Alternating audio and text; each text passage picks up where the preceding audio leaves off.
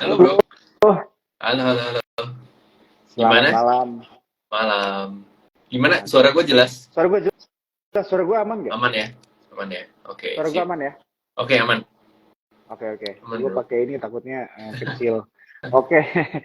Gimana, gimana? Oke. Ya, pertama-tama thank you banget ya bro ya udah mau luangin waktunya buat Cuan Troopers dan juga buat support sekuritas ya untuk ngobrol-ngobrol malam hari ini. Dan topiknya buat TikToks kita nih kayaknya seru banget nih. Stock picks ya. Benar. Ini Yes, yes. Ini Betul. menarik banget nih, gue jadi pengen tahu gitu ya, kira-kira ada stock pick apa aja nih dari Bro Handi. Nah, Hmm. tapi kan tetap Cuan Troopers nonton kan ini bisa dibilang mungkin pengertiannya berbeda-beda, jadi kita coba diskusi dari bawah dulu kali ya, sampai Boleh, boleh, kita boleh. langsung ke Boleh bro. stock picksnya begitu kan. Oke, mungkin kita langsung aja kali ya Bro. Jadi kalau misalnya kita lihat IHSG hari ini ya Bro ya, Hmm. IHSG hari ini kan naik ya 0,24% ya bro ya. Dan kalau nggak salah Yes. kemarin itu naik juga 0,5. I think hari Jumat, hari apa ya? Sorry, Thursday ya naik.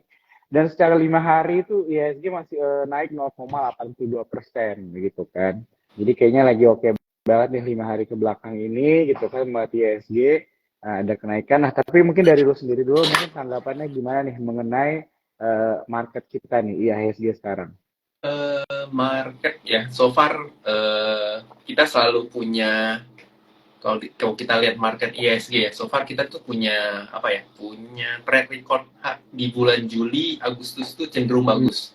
Jadi Hmm. Juli Agustus tuh biasanya ISG itu cenderung eh, lebih gampang hijaunya lah. Karena apa? Karena Juli Agustus itu kan eh, bulan-bulan dimana sentimennya laporan keuangan. Hmm. Laporan keuangan Q2 kan udah mulai keluar tuh. Nah, itu tuh udah mulai lumayan bagus. Jadi ada sentimen lah, at least blue chip kita sebagai saham-saham penggerak ISG itu jauh lebih bagus sih. Jadi itu yang Hmm. bisa menarik si market itu ke atas. Itu sih, Hmm. Bro. I see, oke. Okay. Mm-mm. Jadi ini bulan Juli itu bulan-bulan keluar ini ya, financial report kuartal 2 Mm. lah ya, dibilang Betul, gitu ya. betul.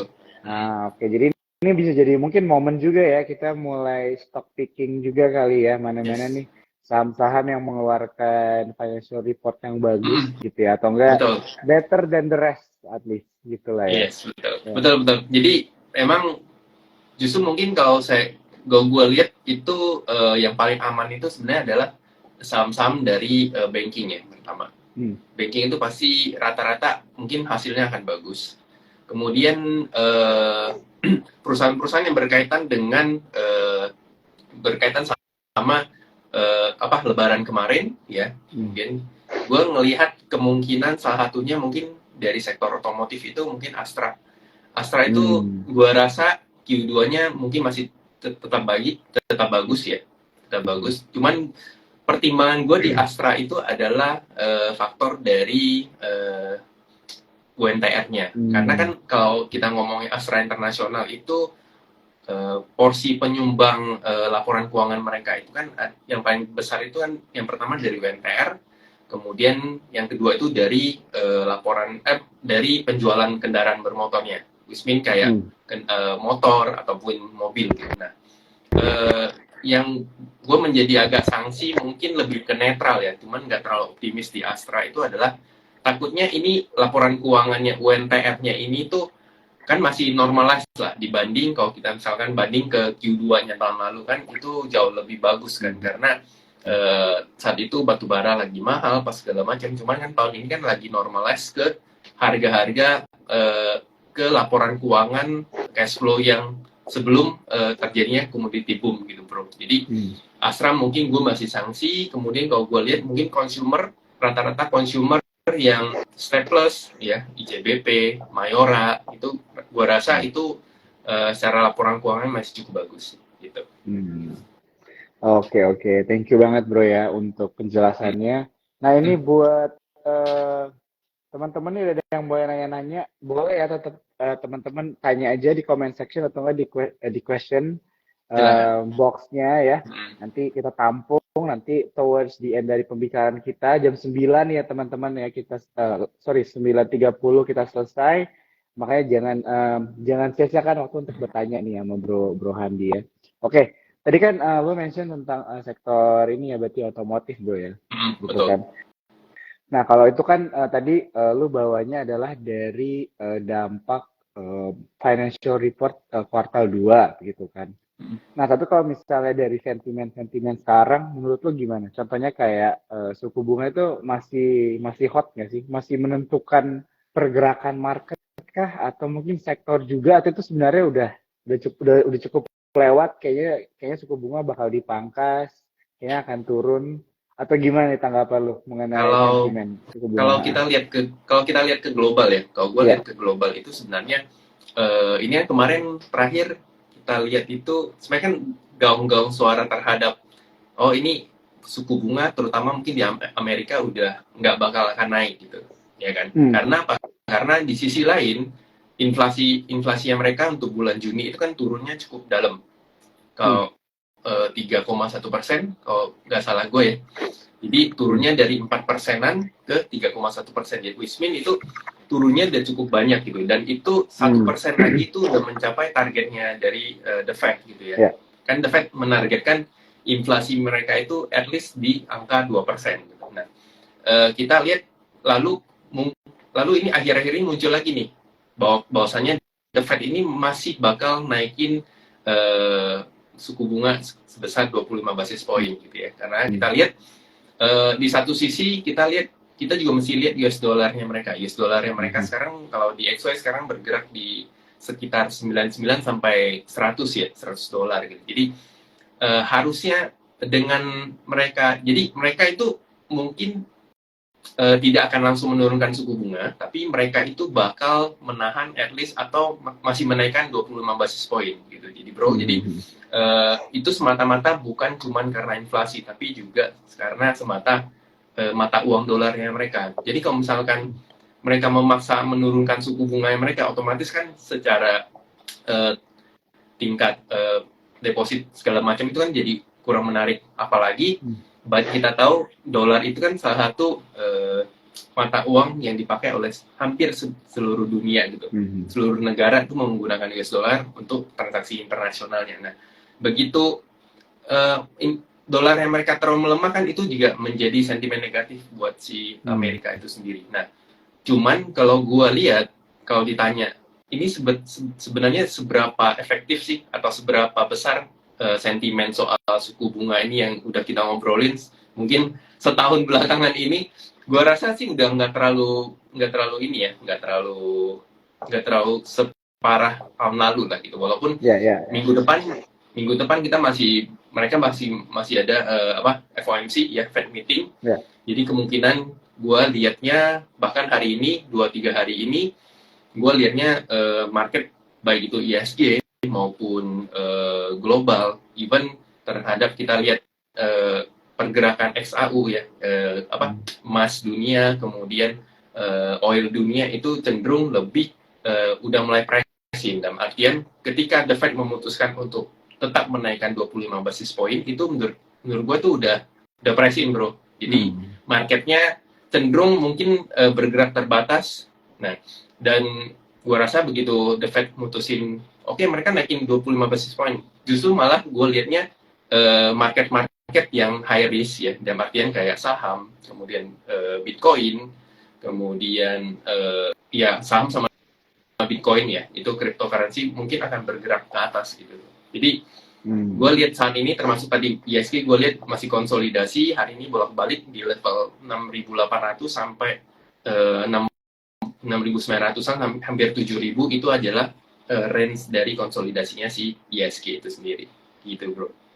Jadi udah nggak perlu dikhawatirin lagi. Ya, gue setuju banget ya bro sama lu juga gitu. Jadi memang kalau misalnya kita lihat dari global gitu ya, dari suku bunga di Amerika Serikat, tapi kalau misalnya kita lihat sendiri dulu kan BI rate kita juga kan berusaha di maintain gitu ya di 5,75%, dan kita juga kemarin baru teman-teman udah pasti udah lihat juga contoh kurs, dan lu pasti tahu gitu ya, inflasi juga udah melandai gitu ya bro, secara Betul. bulanan ya, begitu kan. Kalau kita lihat juga, dan tentunya kan ini memberikan apa ya, angin segar lah ya bisa Angin dibilang segar, ya. ya betul, betul. Ya gitu Jadi, kan, jadi jadi mm, mungkin tadi gue ketinggalan soal BI Rate itu nah, kemungkinan BI Rate harusnya nggak akan mungkin memotong suku bunga karena mm, gimana pun mereka BI Rate sama the Fed Rate itu harus harus bergerak berimbangan lah karena mm, mm, begitu BI Rate di-cut itu berarti ada spread mm, suku bunga yang cukup jauh antara mm, BI sama the Fed gitu ya. Cuman gue lihat minggu depan juga bakal ada mm, apa pengumuman BI Rate juga ya. mm, Tapi gue lihat kemungkinan BI Rate masih tetap ditahan sih. Dan ya, ya. itu menjadi sentimen tahun ini di mana sektor-sektor yang kita sebut sebagai rate sensitif ya. Dalam artian pergerakan sektor-sektor yang sektor perusahaan atau bisnis yang berkaitan dengan suku bunga itu mungkin dapat sentimen positif lah. Contoh mungkin kita Mm, suka ngomongnya properti, kemudian gue liatnya infrastruktur ya, itu ya, dalam ya, ya. artian kayak perusahaan telekomunikasi, kemudian Mm, perusahaan tower-toweran itu kan mm, punya, at least mereka bisa meringankan bunga utangnya mereka, itu masih cukup menarik gitu bro. mm. Iya, iya, iya, setuju banget ya. Jadi memang dengan BI rate yang katanya pemerintah akan berusaha di-maintain at least sampai akhir tahun 2023, begitu kan. Dan Mm-mm. juga kebetulan tadi gue juga ada sharing di Si Today, Si Morning Yes. tentang sektor properti, begitu Mm-mm. ya bro ya. Mm-mm. Menarik banget kan kemarin minggu minggu ini, kemarin kayaknya baru lagi naik-naiknya juga gitu gara-gara Ya. berbagai sentimen. Salah dari suku bunga kita, inflasi kita juga udah mulai turun dan actually dari sisi penjualan sama demand tuh naik gitu ya untuk Ya, properti, ya, betul. untuk rumah tapak dan apartemen juga begitu kan. Nah, jadi makanya mungkin ada sentimen-sentimen ini akhirnya mulai menarik nih begitu kan. Dan tadi lu juga mention tentang infrastruktur dan gue penasaran nih kalau menurut lu gimana nih sama sektor konstruksi? Apakah Kons- masih tetap banyak liability-nya kah perusahaan-perusahaannya atau mungkin sentimen suku bunga juga pasti ada dampaknya nih sama Iya, konstruksi kan? betul. Apalagi kalau misalnya kita ngomongin konstruksi juga kan mostly memang yang BUMN karya itu kan banyak kerjasama sama IKN begitu kan dan sebagainya kan. Semakin panjang kontraknya mungkin semakin bagus kali performance-nya eventually ke depannya gitu kan.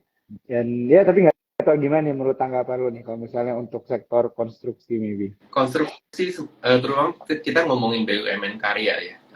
Iya. Kan notabene pasti sektor konstruksi itu dikuasai sama BUMN karya walaupun Hmm. konstruksi swasta juga ada gitu. Hmm. Gue liatnya BUMN karya itu terlepas sebenarnya itu jadi sentimen positif ya karena tingkat bunga utang mereka jadi bisa bisa terdampak gitu dengan Hmm. misalkan nanti BI rate-nya diturunin. Cuman masalahnya BUMN ini masih cuman satu masalah BUMN itu adalah soal korupsi, soal eh, Ya, ya, ya, penggelapan ya. laporan keuangan segala macam itu, jadi itu Hmm. sentimen negatif yang sampai saat ini itu masih belum belum bisa diberesin gitu bro. Jadi Ya, ya, ya. gue cenderung uh, keep away dari apa dari konstruksi ya kayak Wika, Hmm. PTPP, BSKT, Adikarya itu Ya. karena lebih ke hal-hal begitu tuh kadang tiba-tiba nongol. Ini mungkin secara chart teknikalnya bagus nih, dia udah break segala macam, tapi sometimes Hmm. tuh tiba-tiba keluar berita yang kurang mengenakan. Hmm. Contohnya hari ini tadi gue tebet di share sama Ivi soal Ya. ini beberapa bank bank besar ya, terutama kayak BMRI, Mandiri ya, Mandiri, terus BRI itu menarik pinjaman terhadap semua karyawan BUMN karya. Hmm. Jadi BNI, BRI, Mandiri itu mereka udah membatasi karyawan-karyawan BUMN karya yang yang memberikan fasilitas kredit lah istilahnya kayak gitu. Hmm. Nah itu kan artinya ada sedikit yang kurang mengingatkan di perusahaan BUMN karya ini gitu bro. Jadi Ya, ya. itu yang gue rada males. Jadi gue lebih milih sektor yang lain ketimbang konstruksi ini sih. Ya, Gitu. ya.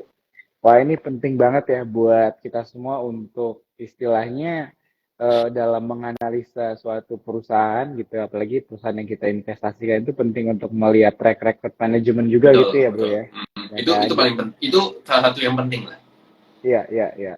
Jadi tidak serta-merta hanya melihat angka gitu kan, karena angka juga kan bisa di-bim salah bim gitu kan. Iya, Kelihatannya surplus benar, gitu benar, kan, terus masuk ke benar. berita profit gitu kan. Tapi kita nggak, ya itulah harus lebih dalam lagi ya, karena Betul. kita nggak pernah tahu ya, maksudnya angka-angka itu munculnya dari mana dan sebagainya gitu kan. Dan gue setuju banget ini dalam masalah tentang manajemen perusahaan ya, teman-teman cuan troopers di sini ini bisa jadi pegangan nih buat kita dalam menganalisa satu perusahaan. Penting nih lihat track record-nya ya. Jadi Bahkan apalagi bahkan soalnya sebagai ya, bahkan sebagai trader, bro, ya, bukan seorang yang namanya analisa fundamental, yang menitikkan analisa fundamental kan sebenarnya lebih dipakai untuk seorang investor gitu ya, iya, investor iya. jangka panjang yang lebih lihat valuasi nilai, kemudian seberapa dia bisa growth si perusahaan itu. Cuman as a trader pun, kita sebagai trader pun juga harus lihat ya. Misalkan kayak contoh lah, misalkan pasti ada teman-teman yang lagi trading di WSKT, tiba-tiba bank dia nggak bisa bayar obligasinya, terus tiba-tiba disuspend sahamnya, akhirnya modal kita nyangkut di sana. Nah itu at least sebagai trader menurut gue tuh kita harus tahu fundamental perusahaannya. Kita nggak usah tahu terlalu dalam lah. Kita menurut gue tuh kalau soal perusahaan itu dinilai mahal atau murah, itu sebagai trader itu mungkin keurutan sekian lah. Cuman yang paling penting itu menurut gue ya, itu adalah utangnya. Utang perusahaan itu seberapa gede, itu kalau buat gue tuh jadi concern. Karena dengan perusahaan itu punya utang yang gede, itu jadi sensitif, dan itu bisa aja tiba-tiba di UMA, bisa aja tiba-tiba diterpa isu yang kurang bagus. Kemudian juga seperti tadi Bro Joy bilang soal manajemennya juga penting. Siapa orang di belakang perusahaan itu? Si orang ini tuh punya manajemen yang bagus apa enggak? Terus orang-orangnya tuh terlibat sama soal politik apa enggak, itu kan juga jadi hal sensitif juga gitu bro. Kayak gitu sih. Jadi bukan cuma seorang investor yang harus perhatiin perusahaan, memperhatikan fundamental perusahaannya, tapi kita sebagai trader juga perlu sih gitu. Ya. Oke. Ini kalau gue mau nanya, berarti lo ini kiblatnya lebih ke investor apa trader nih bro? Gue semuanya. Gue semuanya, karena bagi gue seorang trader nggak cukup kalau misalnya lu cuma butuh yang namanya technical sama mungkin flow ya atau bandarmologi lah gitu. Tapi menurut gue tuh justru lu butuh yang namanya fundamental gitu loh. Jadi akhirnya lu tahu nih perusahaan lu tradingin bisa nggak berbahaya apa enggak gitu. Bahkan ketika lu mau trading satu saham dengan mencari bagger, itu juga lu harus ngandelin fundamental gitu. Misalkan nih contoh, ada satu perusahaan murah. Contoh, ini perusahaannya murah gitu. Begitu kita riset fundamentalnya dan kita ketemu nih, oh bagus nih, secara nilainya bagus, secara prospek ke depan sesuai dengan makroekonominya sejalan. Contoh mungkin kita sebut Dharma ya, Dharma yang udah naik cukup tinggi, Dharma Auto, ya kan, dimana kita lihat tahun ini justru gue lihat sektor otomotif yang cukup bergerak banyak. Nah, Dharma Auto kan dinilai saat itu valuasinya cukup murah. Kemudian mereka ini kan adalah perusahaan-perusahaan pendukung dalam pembuatan kendaraan bermotornya si Astra Motor, Astra Honda, kemudian ada Yamaha, kemudian ada Toyota dan lain-lain gitu. Nah, itu tuh kalau kita yang bisa ngedrag makronya sama kita sesuaiin sama perusahaannya itu dinilai murah dan kebetulan tahun ini dia bisa sejalan dalam artian positif, dalam artian sektornya lagi main, nah itu bisa menghasilkan bagger yang cukup bagus gitu bro. Jadi sebagai trader pun kalau misalnya mau nyari bagger ya tetap harus ngandalin technical, harus ngandalin fundamental kayak gitu. Ya. Jadi a little bit of both penting ya bro ya. Jadi supaya istilahnya lebih mengerti lah ya bro ya bagaimana bermanuver di dunia pasar modal. Ya, gimana kita memetain perang kita ke depan seperti apa, itu kan butuh semuanya sih. Jadi nggak cuma butuh technical doang gitu. Termasuk screening saham kan juga butuh. Oh makronya lagi gini nih, sentimennya misalkan sekarang tahun ini kemungkinan rate bakal turun. Nah sektor mana yang akan bermain kayak gitu. Kayaknya itu Ya. jadinya akhirnya kita bisa screening, oh properti apa yang masih menarik gitu. Itu kita break down satu-satu. Oke. Wah, ini seru banget ya teman-teman Mm-mm. Cuanrumers ya. Kalau misalnya kalian ada yang lagi nyatet nih ya, ini beberapa poin penting ya teman-teman dalam perjalanan kalian berinvestasi. Oke, ini baik banget nih yang udah mulai nanya. Tetap aja ya guys, keep them coming the questions. Nanti kita bakal tanya at the end. Oke, Boleh. gue kita mulai balik lagi nih bro ke Mm-mm. topik ya. Jadi ke top stock picks. Tapi gue mau mulai ke sektor dulu nih. Tadi kan kita udah yang beberapa bahas nih tentang sektor-sektor begitu ya. Tapi kalau misalnya gue tanya buat lo nih, buat Handi gitu ya. Semester 2 di tahun ini menurut lu top 3 sektor favorit lu apa? Top 3 sektor favorit menurut gua yang agak panjang itu sampai akhir tahun itu properti yang pertama. Kemudian tech, sektor tech menurut gua dengan ada sentimennya penurunan suku bunga itu jadi sentimen positif juga buat sektor tech gitu. Kemudian gue lihat basic industri juga masih cukup oke. Mungkin yang terakhir energi. Energi ya. Tapi energi itu mungkin Q3 ke Q4 gitu. Oke. Cuman yang top sektor yang gue lihat untuk jangka panjang pertama properti. Kemudian gue lihat basic industri masih cukup oke. Sama yang tadi tech mungkin yang bisa kita trading cukup bagus lah, bisa trading mau main jangka panjang atau mungkin mau mainnya bolak-balik juga bisa. Oke. Wah, ini pasti udah mulai banyak yang mau nanya nih, kira-kira saham-saham apa aja di dalam sektor ini kan. Tapi ntar dulu bro, jangan kasih tau dulu, ntar bubar. Ntar bubar. Oke, nah gue mau nanya, kalau bottom 2 sektor yang menurut lu kurang menarik lah. Ini kan disclaimer ya teman-teman ya, ini pendapat dari Handi. Kalau misalnya sektor bottom 2 lah, yang menurut lu kayaknya untuk tahun ini kurang seksi, bisa dibilang begitu. Kira-kira Bottom yang menurut gue kurang seksi itu kemungkinan bisa aja trans mungkin sedikit ada trans itu dalam, maksudnya kita ngomong sektor trans ya. Trans itu yang gue perhatiin itu adalah sektor dari transnya ini apa kapal tongkang. Itu yang menurut gue kurang menarik gitu.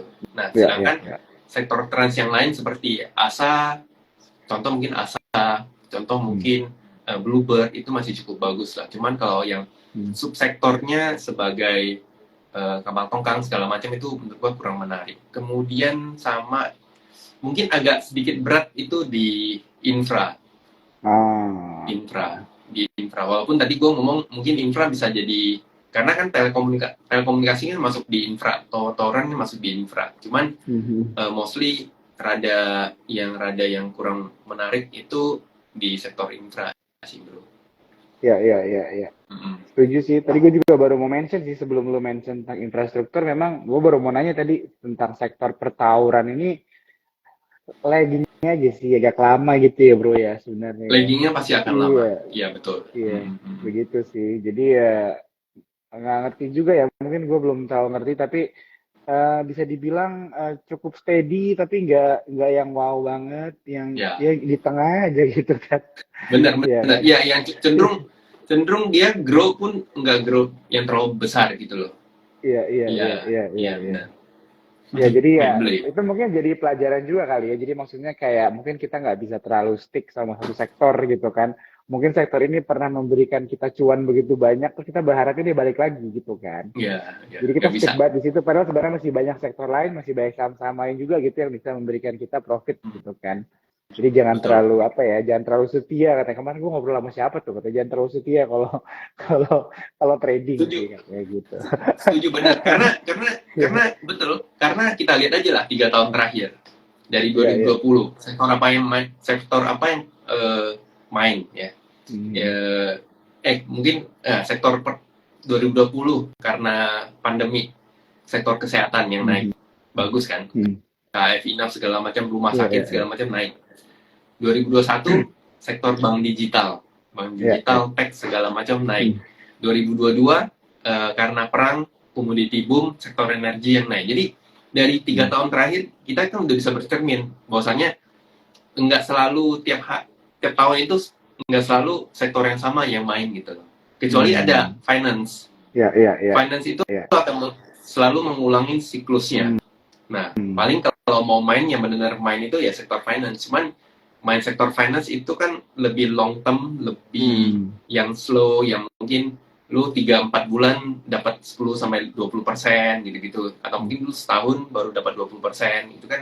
Itu kan lebih ke buat teman-teman yang mungkin sibuk kerja, yang nggak bisa mantau saham, ya mungkin mainnya di sektor banking, terutama 4 bank sebesar kita ya itu gitu. Yang sektor gua menurut gua tiap tahun ada dan cukup stabil. Cuman kalau sisanya consumer pun juga sekarang udah nggak seseksi dulu gitu loh. Kalau dulu kan hampir consumer itu kan seperti sektor banking sekarang lah, finance sekarang yang cenderung bergeraknya cenderung stabil dan growth-nya juga cukup bagus. Cuman kalau sekarang kan udah nggak gitu bagus.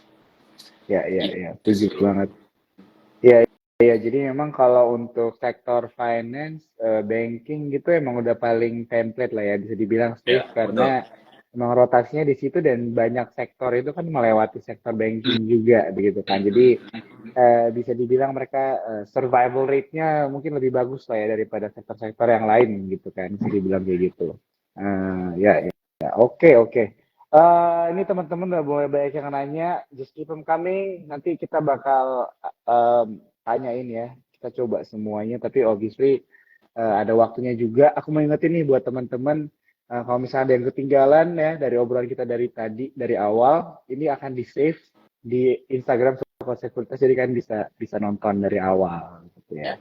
Oke, sekarang gue mau nanya nih bro, kita masuk ke saham-sahamnya gitu kali ya. Tadi kan lu mention tentang sektor bank digital sebagai salah satu favorit ya. Bener kan ya tadi ya itu ya?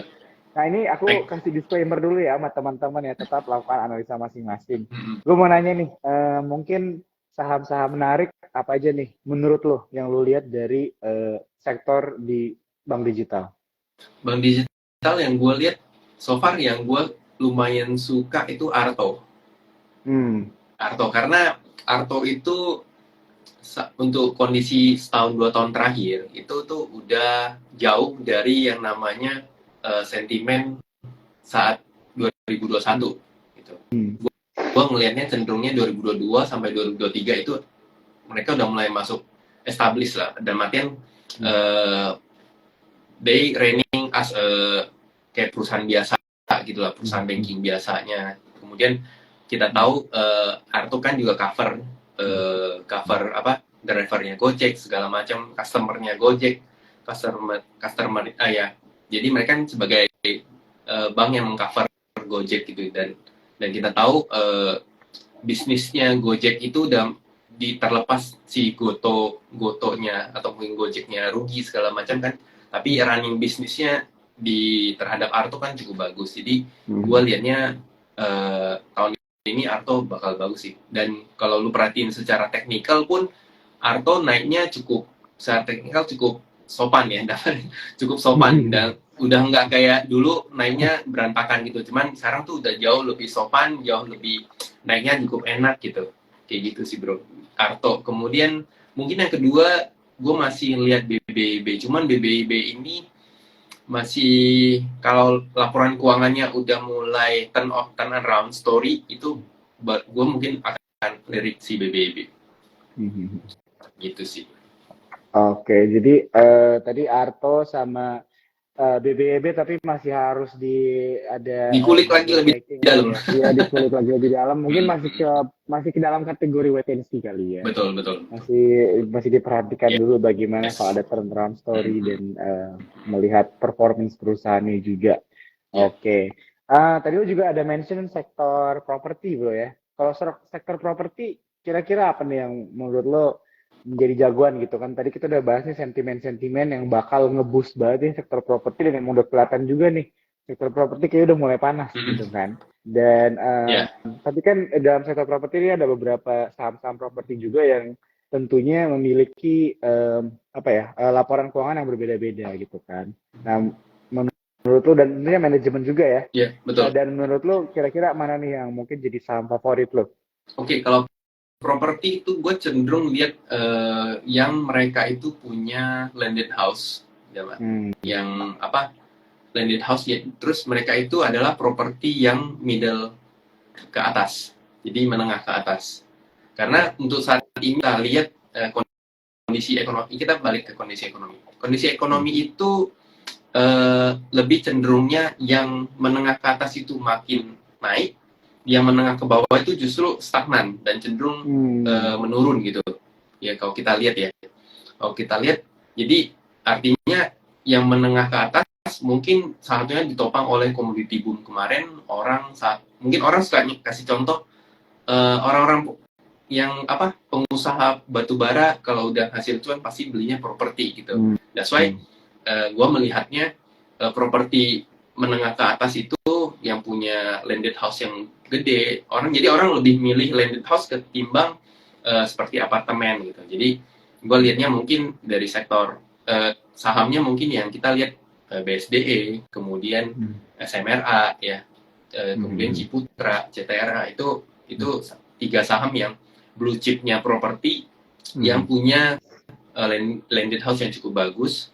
Kemudian tahun ini mereka itu banyak serah terima unit, which mean itu kan artinya di catatan laporan keuangannya mereka masuk sebagai income, real income, bukan cuman kalau marketing sales itu kan masih belum masuk ke real income. Tapi kalau udah mereka serah terima unit, pemasukan itu baru dicatat benar-benar, karena itu kan kalau nggak salah itu aturan dari OJK gitu. Nah, gue lebih lihat ke saham-saham yang BSDE, CTRA, kemudian SMRA. Cuman sama satu lagi Pewon. Pewon itu kan lebih ke ini ya, komersial properti gitu ya. Dan akhirnya kayak mall segala macam.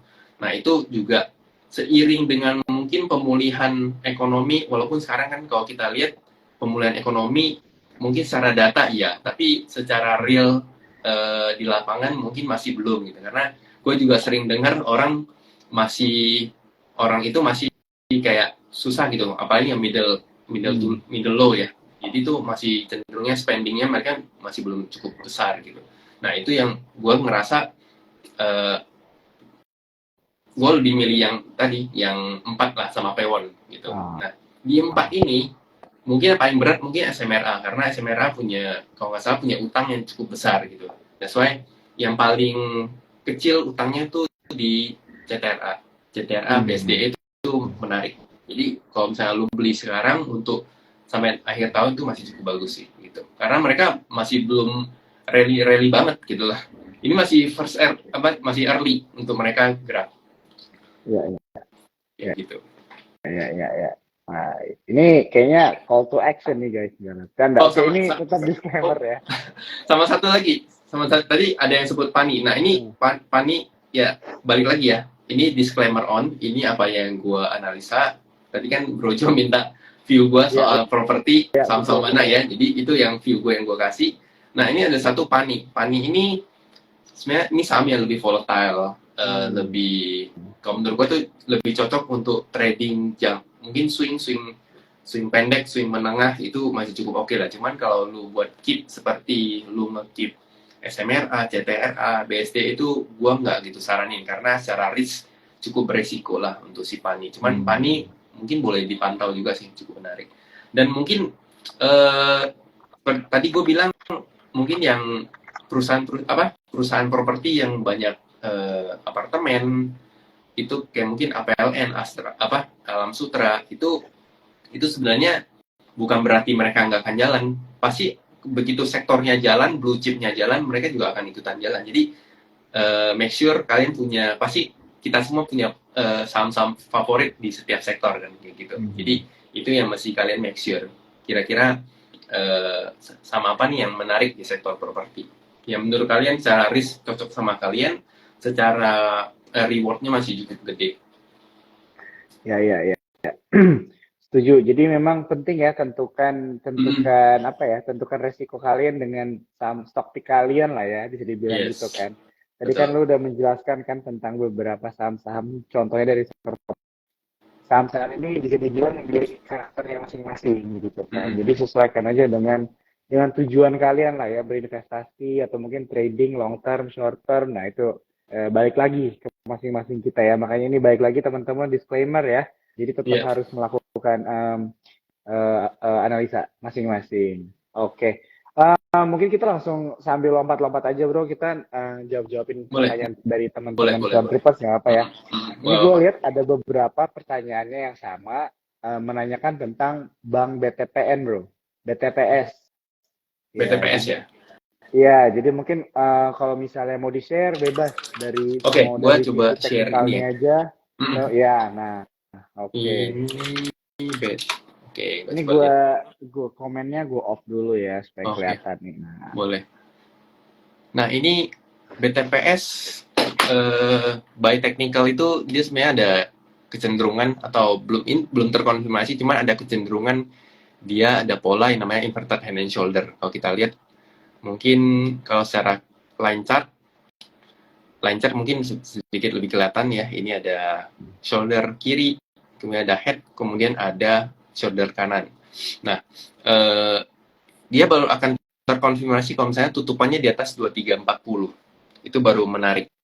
Nah, hari ini dia masih gagal. Gue tadi juga di grup gue sempat nge-call BTPS, cuman kita masih tahap akumulasi lah.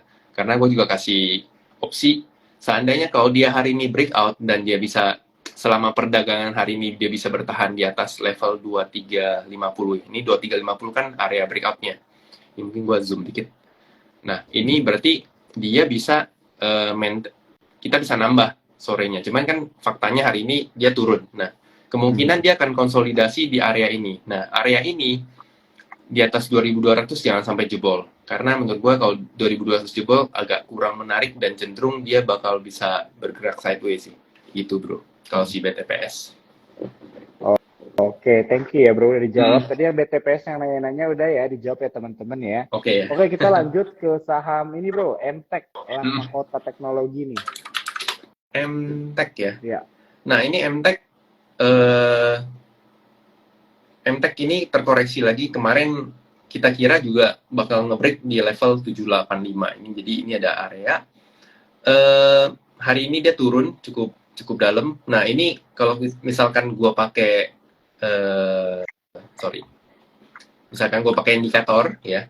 Nah, indikator hari ini dia menyentuh level EMA 200. Jadi ini garis EMA 200 SIA Simple Moving Average 200. Ini gue beberapa hari ini suka nge-share soal termasuk feed gue soal gue trading di Dharma itu. Jadi gue mengandalkan MA 200 ini sebagai ada potensial di MTech ini untuk bisa balik ke sekitar area 740 sampai 750 bro. Jadi MTech ini hari ini dia emang breakdown ya. Bahkan dia cara daily-nya dia ngejebol supportnya di 740, kemudian 720 juga dites tadi. Cuman kalau kita lihat apakah ada potensi dia bisa menguat, gua rasa minggu depan masih akan menguat. Tapi kemungkinan kalau misalnya teman-teman punya barang di area 775 atau mungkin di atas 750, itu bisa gue saranin mungkin bisa sell on strength. Kalau misalkan Senin atau Selasa naik. Sell on strength dalam artian sekarang kan posisi kita minus. Nah, begitu dia naik, itu kita bisa ngurangi posisi. Boleh ngurangi 50%, sehingga nanti 50%-nya bisa kita pakai beli di bawah. Gitu. Jadi otomatis kan average pembelian kita turun. Nah, itu strategi yang mungkin teman-teman bisa pakai gitu ya. Jadi untuk nge-average si saham MTech ini. Cuman MTech gue lihat harusnya minggu depan dia bisa naik ke level 750 mungkin sampai 760. Nah, itu level di mana kalian bisa sell on strength sih. Itu, bro.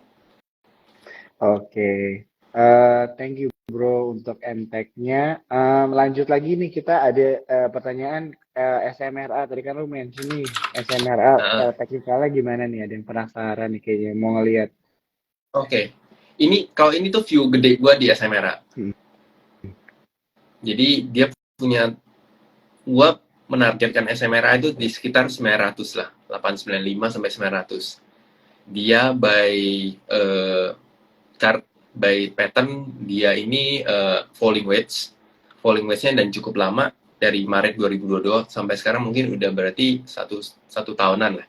Nah, dia udah mulai breakout kemarin di Mei 2023, kemudian dia konsolidasi, sempat ngetes di area breakout-nya, kemudian dia mulai naik. Memang di sini area 725, 730 ini area yang menurut gua resistannya cukup kuat. Ya, di sini kalau misalnya kita lihat ini sekali kena, ini 2 kali, kemudian ini yang ketiga. Nah, ini si SMRA ini masih konsol di area ini. Nah, SMRA kalau misalnya teman-teman mau itu menurut gue masih ada potensi untuk bisa dibeli ya di area 675 sampai 650 ini jadi area kita buat akumulasi gitu. Dan SMRA pasti kita mainnya agak long ya, karena ini mainnya agak panjang, namanya properti, geraknya juga lagging, jadi mainnya tentu agak panjang. Nah, gue lihat kalian bisa akumulasi sampai 650 itu masih cukup bagus sih. Kalau begitu dia break 725 dan dia mulai bergerak di atas 725, nanti kalian punya opsi untuk bisa fresh up lah. Kalau mau nambah lagi di atas 725 itu masih oke. Tapi ini mainnya agak panjang sih, gitu sih bro. Oke, jadi untuk SMRA ini lebih ke long term lah ya. Long term ya. Enggak, iya long term ya, atau cukup panjang lah ya daripada Iya, yang tadi betul. MTech jelasin. Oke. Lanjut, ini ada yang mention tentang saham kita lompat sektor Adaro, bro. Adaro. Oke. Nah, Adaro menurut gua sektor batubara menurut gua minggu depan tuh cukup menarik. Adaro menurut gua minggu depan cukup menarik. Dia ada potensi untuk bisa break di level 2450. Jadi 2450, 2480 ini area resisten. Nah, begitu dia break, dia tuh punya potensi mungkin di sekitar 2800-an sampai 2900-an. Jadi itu targetnya si Adaro. Itu dengan syarat dia bisa breakout 2500, kemudian dia bertahan di area itu. Jadi gue lihat hari ini volume cukup bagus ya. Volume kalau kita lihat volume di sini cukup bagus. Kemudian ada potensi minggu depan dia bisa breakout. Jadi ini sektor-sektor energi ya, terutama batu bara itu bisa jadi watchlist sih. Cukup menarik. Ya. Kayak gitu. Oke, kita lanjut lagi ya pertanyaannya teman-teman. Masih ada 5 menit lagi. Oke nih, yang nanya Muhammad ya. Ini aku inget nih tadi yang bilang nontonnya dari Samarinda. Oke, sahamnya PTBA bro katanya.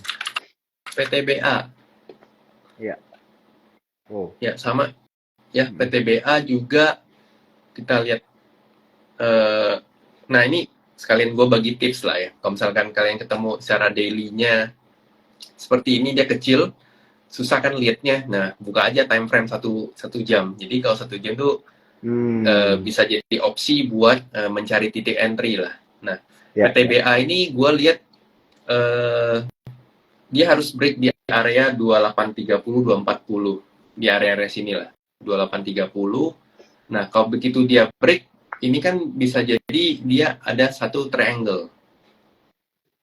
Ya kalau misalnya kita ambil gini, ini kan kita anggap resistennya mereka. Nah jadi kalau dia break di area ini, ya betul sini. Nah begitu dia break area 2850, 2830, nah dia ada sedikit target di harga 3000. Jadi untuk jangka main pendek masih lumayan untuk PTBA. Ini gue zoom dikit ya, kejauhan. Nah, mungkin kalau kan ini karena dia ada gap, jadi kita rada susah lihat ya. Cuman kalau kita buka line chart, nah ini tips juga buat teman-teman tuh nggak harus selalu pakai candlestick, bisa juga pakai line chart gitu. Nah, line chart kan jauh lebih kelihatan. Oh, ada pola gitu. Nah, menurut gua bisa diperhatiin sih untuk si PTBA ini. Itu cukup menarik. Oke. Jadi cukup menarik ya bro ya untuk PTBA ya. Betul. Teknikal ya menarik ya. Secara teknikal untuk perdagangan sementara mungkin kita nyari di atas 5% itu masih dapat lah. Masih cukup oke sih. Kayak gitu. Oke. Thank you bro untuk analisanya. Kita lanjut ke Antam bro. Antam. Ya, Antam. Oke. Antam ini rada berat ya, karena gue liatnya selagi dia nggak bisa nembus level 2050 di area sini. Ini kan area resist ya. Nah, dia bakal cenderung masih terkoreksi gitu, masih bolak-balik.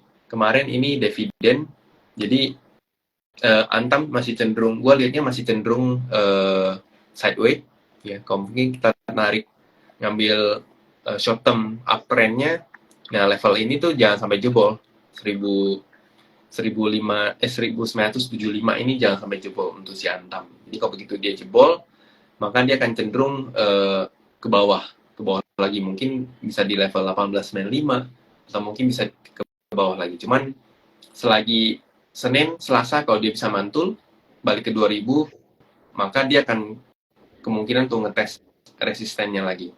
Karena ini lihat udah beberapa kali dan udah berapa bulan ya, kita lihat dari Mei sampai sekarang itu level ini nggak bisa ditembus, makanya bolak-balik terus.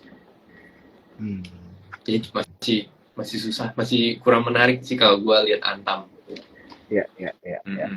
Oke, thank you banget Talib ya teman-teman yang tadi udah nanya ya. Kita bisa lihat secara technical analisis mungkin agak ya cukup susah lah ya begitu ya kalau misalnya kita lihat dari analisa ini.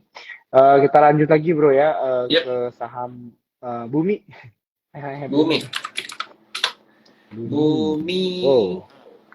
Bumi secara belum keluar. Sebentar.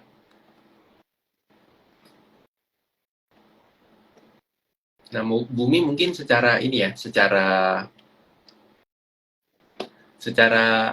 teknikal ini jauhnya mungkin masih bisa dapat di level 190. Ini jarak jauhnya. Tentu itu butuh waktu. Ya namanya kita main agak panjang, ini target mungkin kalau dari sini sekitar 70%. Itu dengan syarat time frame-nya juga panjang gitu. Cuman gue lihat Bumi saat ini kalau kita lihat dari indikatornya momentumnya bagus, MACD secara trennya juga uptrend. Nah, cuman problemnya harusnya Bumi ini kebentur di MA200. Jadi MA200 ini salah satu MA yang mungkin bisa kita jadiin resist gitu. Nah, resist di sini pertepatan juga, di sini juga area resist. Jadi area-area 140 sampai 145 ini jadi area resistnya Bumi. Nah, Bumi ini kalau misalkan dia turun di level 134, di atas 130 dia masih cukup bagus lah. Dalam artian kalau misalkan dia konsolidasi di sini, ya konsolidasi di area ini masih cukup bagus. Asal dia jangan sampai ngebreak di bawah 130. Kalau begitu dia break bawah 130 itu, maka kecenderungannya dia akan balik ke sekitar 120. Ya gitu. Bisa terjadi nggak? Bisa aja sih. Karena ketika dia mau ngebreak untuk naik ke level yang lebih atas, dia butuh tenaga dan biasanya kita sebut butuh tenaga itu kan artinya kita harus mengakumulasi ulang. Pasar harus mengakumulasi ulang, that's why mereka butuh koreksi sebelum akhirnya dia naik kembali gitu sih. Gitu. Oke, thank you banget bro. Cuma mau nambah dikit. Bro. Mungkin kalau untuk sekarang Bumi rada, kalau mau masuk sekarang mungkin rada hati-hati lah. Jadi mending better tunggu di sekitar 135 sih bro. Oke. 135 tadi bro ya berarti ya, betul. untuk Bumi ya, better tunggu. Oke.